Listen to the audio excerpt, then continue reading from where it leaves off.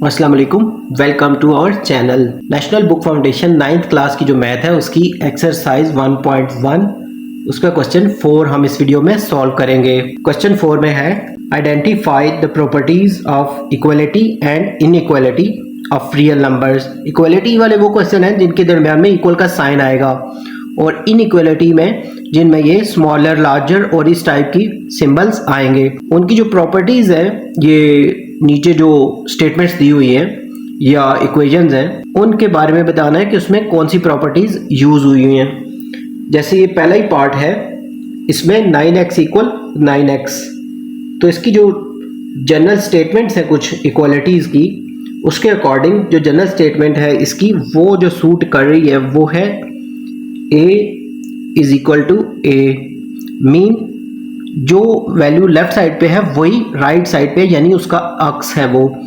तो ये जो है ये रिफ्लेक्सिव प्रॉपर्टी होगी।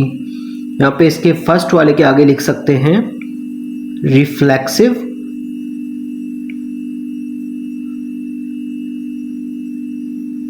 प्रॉपर्टी।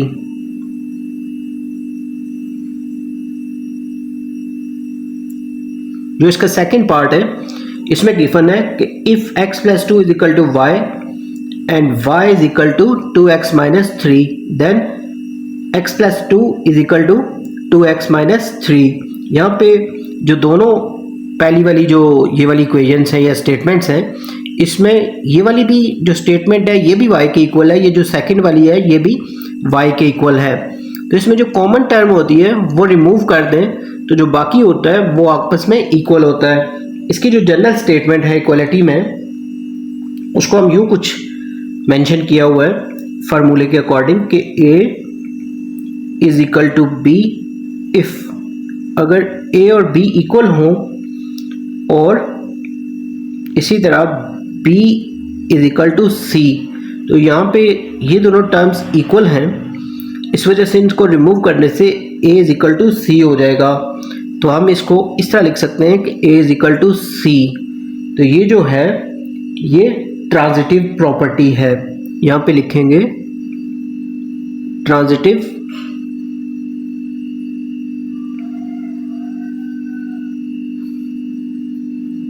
प्रॉपर्टी।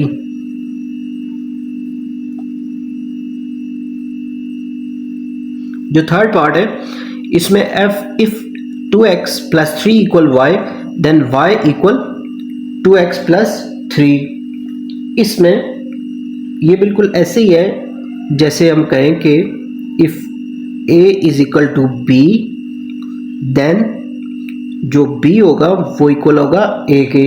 ये जो जनरल स्टेटमेंट है ये सिमेट्रिक प्रॉपर्टी की है, यहाँ पे लिखेंगे सिमेट्रिक प्रॉपर्टी।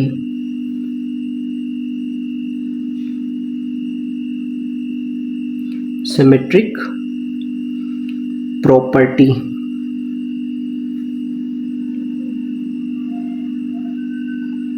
जो नेक्स्ट पार्ट है फोर्थ वन, इसमें लिखा है कि 3 जो है वो लेस देन 4 है और देन माइनस 3 जो है वो ग्रेटर देन माइनस 4 होगा। इस प्रॉपर्टी में यहाँ पे इनके साइन तो चेंज हुए ही हैं, साथ ही साथ इसका जो इनइक्वालिटी का साइन है वो भी ऑपोजिट हो गया। यहाँ पे लेस देन का है, यहाँ पे ग्रेटर देन का। तो इसको कुछ इस तरीके से किया गया है, जैसे इन दोनों को अगर हम माइनस से मल्टीप्लाई करेंगे तो ये जो 3 है ये -3 हो जाएगा और ये जो 4 है ये -4 हो जाएगा। लेकिन -3 जो होता है वो लार्जर नंबर होता है एज कंपेयर टू -4। तो ये जो प्रॉपर्टी है ये तब आ सकती है जब हम इन दोनों साइड्स को -1 से मल्टीप्लाई कर दें।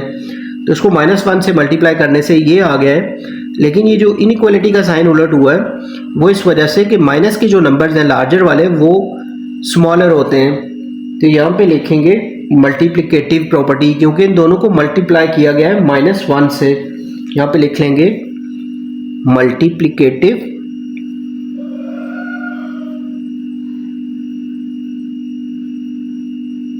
प्रॉपर्टी।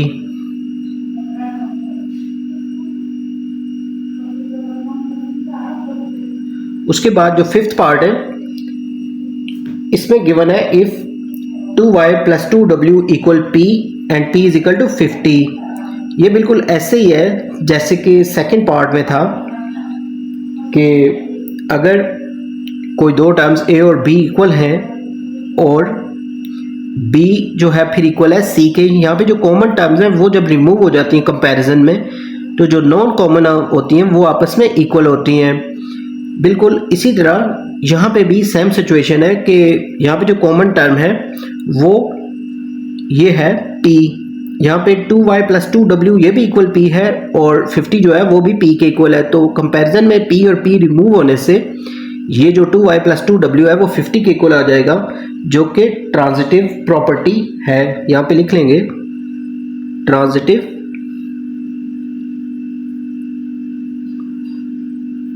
प्रॉपर्टी।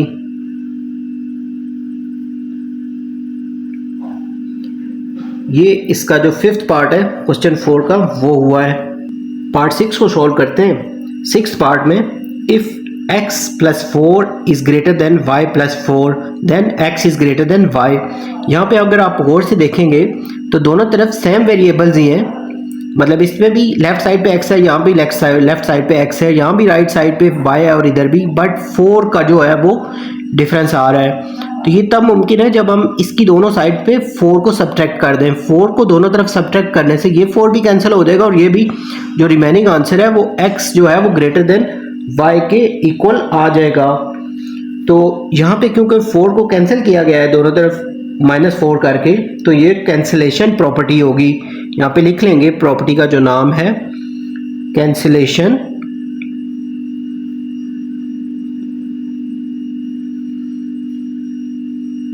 प्रॉपर्टी।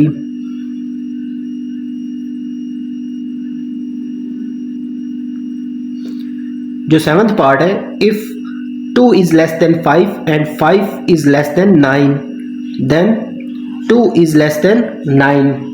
यहाँ पे ये जो इनइक्वालिटी की प्रॉपर्टी है, यहाँ पे भी बिल्कुल ऐसे ही जो इक्वालिटी की प्रॉपर्टी में पीछे क्वेश्चन करके आए हैं कि यहाँ पे 5 जो है टर्म है वो दोनों में कॉमन है। तो इसकी स्टेटमेंट कुछ इस तरह की है, ये जो प्रॉपर्टी है कि इफ a जो है वो लेस देन हो b के एंड b जो है वो कोई थर्ड नंबर है उससे लेस देन है जो कि c है। तो इसमें क्योंकि b जो है वो एनालिसिस में जब कंपैरिजन करेंगे तो वो दोनों में कॉमन है, तो उसके रिमूव होने के बाद जो a होगा वो लेस देन होगा सी के। ये इसकी जनरल स्टेटमेंट है जो कि ट्रांजिटिव प्रॉपर्टी है।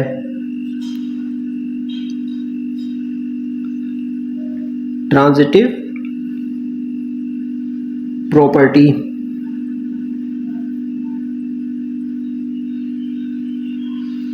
ये जो लास्ट 8th पार्ट है इसका क्वेश्चन 4 का, इसमें if -18 is less than -16 then 9 is greater than या लार्जर देन 8। तो यहाँ पे जो रिजल्ट आया है वो इसके जो इनइक्वालिटी का सिंबल है वो भी इंटरचेंज हो गया है, उलट हो गया है वो, उसके माइनस भी रिमूव हो गए हैं। वो इसी सूरत में मुमकिन है कि जब हम इन दोनों को मल्टीप्लाई कर दें -1/2 से। इसको भी अगर हम -1/2 से मल्टीप्लाई करें -18 को, इसी तरह ये जो है -16 इसको भी -1/2 से मल्टीप्लाई करें तो यहाँ पे ये तो माइनस माइनस प्लस हो जाएगा और 2 को इससे जब कट करेंगे तो वो 9 आ जाएगा। इसी तरह यहाँ भी माइनस माइनस प्लस और 2 को इससे कट ऑफ करेंगे तो यहाँ पे 2 8 16। अब ये जो सिचुएशन थी लेस वाली, क्योंकि ये अब पॉजिटिव नंबर आ गए और 9 जो है वो लार्जर है, वो इस तरह हो जाएगा।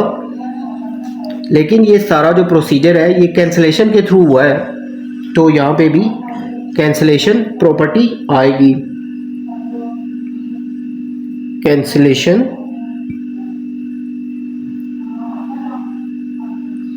प्रॉपर्टी।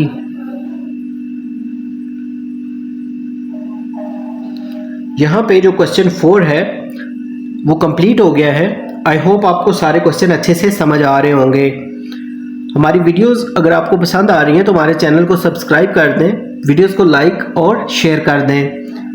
इंशाल्लाह जल्द हम न्यू लेक्चर के साथ चैनल पे हाजिर होंगे।